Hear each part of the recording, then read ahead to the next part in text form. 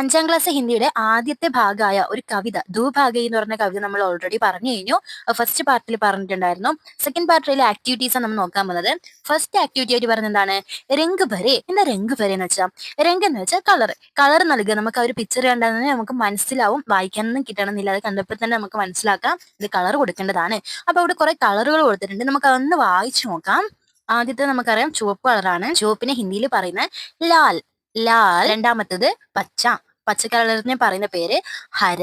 കറുപ്പിനെ കാല എന്നും നീലയെ നീല എന്നും. അത് നമ്മളെ മലയാളത്തില് സമാനമായിട്ടുള്ള അതേ ഒരു പദം തന്നെയാണ്. നീല കളറിനെ നീല എന്ന് തന്നെയാണ് പറയുന്നത്. ഇത് പിക്ചറൊക്കെ അതിൽ പറഞ്ഞ ഇഹ കലീഹെ.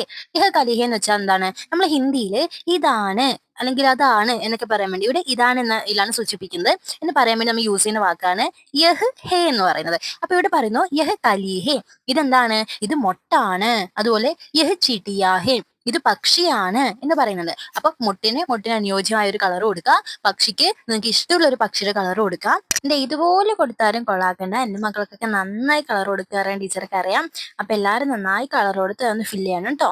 നെക്സ്റ്റ് പറയുന്നത് കുറച്ച് വേർഡ്സ് കൊടുത്തിട്ടുണ്ട്, അത് നിങ്ങളുടെ കവിതയിൽ ഒന്ന് രേഖപ്പെടുത്താനാണ് പറയുന്നത്. കവിതയിൽ ഈ ഒരു ഭാഗങ്ങളിലെടുത്തൊക്കെ ഒന്ന് അണ്ടർലൈൻ ഇട്ട് വെക്കാം. അപ്പൊ ഇവിടെ തന്ന വേർഡ്സ് ഏതൊക്കെയാണ്, ചിടിയ, ക്യാരി, കലിയാം, ഹവ, ധൂപ്. അപ്പൊ ഈ നിങ്ങൾ കവിതയിലുണ്ടല്ലോ ആ ഒരു ഭാഗത്ത് എല്ലാവരും ഒന്ന് അണ്ടർലൈൻ ചെയ്ത് വെക്കുക. ഇവിടെയാണ് നിങ്ങൾ ഫസ്റ്റ് ചാപ്റ്ററിൽ ആ ഒരു കവിതയിൽ വരുന്ന ഈസി ആയിട്ടുള്ള ഒരു ചാപ്റ്റർ ആണത്.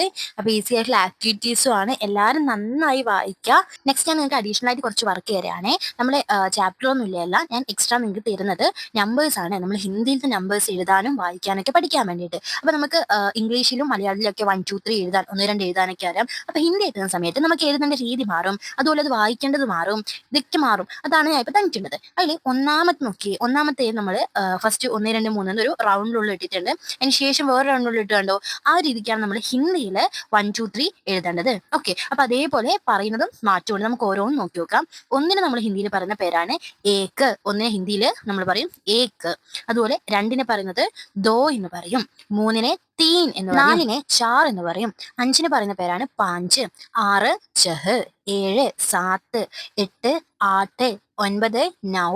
10 ദസ്. ഇങ്ങനെയാണ് നമുക്ക് ഹിന്ദിയിൽ പറയുന്നത്. അപ്പൊ ഞാൻ 10 വരെ മാത്രമേ ഇപ്പൊ തന്നിട്ടുള്ളൂ. നമുക്ക് ഈസി ആയി പഠിക്കാൻ വേണ്ടി ടീച്ചർ ഒരു ട്രിക്ക് പറഞ്ഞുതരാം. നിങ്ങൾ എല്ലാവരും ഹിന്ദിയിൽ ഒരു പാട്ട് കിട്ടുണ്ടാവും അല്ലെ, ഏക് ദോ തീൻ ചാർ പാഞ്ച് സാത്ത് ആട്ട്. അപ്പൊ ആ ഒരു മോഡലിൽ നമുക്കൊരു ദസ് വരെ നമുക്ക് പഠിക്കാം. അപ്പൊ എല്ലാവരും ടീച്ചറോട് ഒന്ന് പാടണേ. ഏക് ദോ തീൻ ചാർ പാഞ്ച് ഛ സാത്ത് ആട്ട് നൗ ദസ്. നമ്പേഴ്സ് ആണ്. അപ്പൊ ഇതൊക്കെ ഏതാണ്, ഹിന്ദിയിലെ നമ്പേഴ്സ് ആണ്. ഇതൊക്കെ ഇങ്ങനെയൊക്കെ പറഞ്ഞ് ഇതൊക്കെ എഴുതിയിട്ടൊന്ന് കൃത്യമായിട്ട് പഠിക്കുക. ഇതെല്ലാം അങ്ങോട്ട് നിങ്ങൾക്ക് വേണ്ട കാര്യങ്ങളാണ് കേട്ടോ. നെക്സ്റ്റ് നമുക്ക് ഹിന്ദിയിൽ ഓരോ അക്ഷരങ്ങൾ നോക്കാം. ഇത് ഹിന്ദിയിലെ അക്ഷരങ്ങൾ ഇതുവരെ എഴുതാൻ പഠിക്കാത്ത കുട്ടികൾക്ക് ഒന്നുകൂടെ ഒന്ന് മനസ്സിലാവാൻ വേണ്ടിയാണ് ഇട്ടത്. അപ്പോൾ ഓരോ അക്ഷരം എങ്ങനെ എഴുതുന്നതെന്ന് നമുക്ക് നോക്കാം. ഈസി ആയിട്ട് പഠിക്കാം. ഇത് ഈസി ആയിട്ട് പഠിക്കാവുന്നതേ ഇല്ല, നമുക്ക് കാണുമ്പോൾ വലുതായിട്ട് തോന്നേ ഉള്ളൂ കേട്ടോ. ആ എഴുതാൻ വേണ്ടിയിട്ട് 3 പോലെ എഴുതാം. എന്നിട്ട് ഒരു ചെറിയ വാല് വരച്ചു കൊടുക്കുക. ഇതിന്റെ ഒരു വടിയിൽ കെട്ടി തൂക്കി ഒരു തൊപ്പി വരച്ചു കൊടുക്കുക. ഇങ്ങനെ നമ്മൾ ആ അക്ഷരമായി. അതേപോലെ തന്നെയാണ് ആ എന്ന് പറഞ്ഞിരുന്നത്. ആ എഴുതിയിട്ട് എക്സ്ട്രാ ഒരു വര ഇട്ട് കൊടുത്താൽ നമുക്ക് ആ എന്ന് വിളിക്കാം. അടുത്ത അക്ഷരം ഇ ആണ്. ഇ എഴുതാൻ ഒരു വര വരച്ച് എസ് പോലെ ആക്കാം. എന്നിട്ട് താലേക്ക് ഒരു ചുരുണ്ട് കൊടുക്കാം. അതേപോലെ തന്നെയാണ് ഇ എഴുതാനും കൊടുക്കേണ്ടത്. അത് എഴുതി കഴിഞ്ഞിട്ട് മുകളിലൊരു സി പോലെ എഴുതിയാൽ നമ്മളെ ഇ എന്ന് പറയുന്ന അക്ഷരമായി. ഈ കഴിഞ്ഞാൽ അടുത്തത് ഊ ആണ്. ഊ എഴുതാൻ വേണ്ടി ഒന്ന് 3 പോലെ എഴുതാം. എന്നിട്ട് മുകളിലൊരു വരയിട്ട് കൊടുക്കാം. ഇപ്പൊ ഊ ആയി.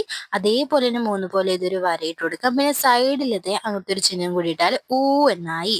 അടുത്ത ഇറാണ്. ഇറ എഴുതാൻ ഇച്ചിരി പണിയാണ്. ആദ്യം ഒരു വരയിടാം, പിന്നെ സൈഡിലേക്ക് 2 വരയിട്ടിട്ട് 3 തിരിച്ചിടുന്ന പോലെ ഒന്ന് എഴുതാം. നമ്മൾ ഇർ അക്ഷരമായി. അത് കഴിഞ്ഞിട്ട് ഹിന്ദിയിൽ വരുന്ന എ ആണ്. പിന്നെ എ ഇല്ല, ഐ എന്ന് പറയുന്ന അക്ഷരമാണ് ഹിന്ദിയിൽ വരുന്നത്.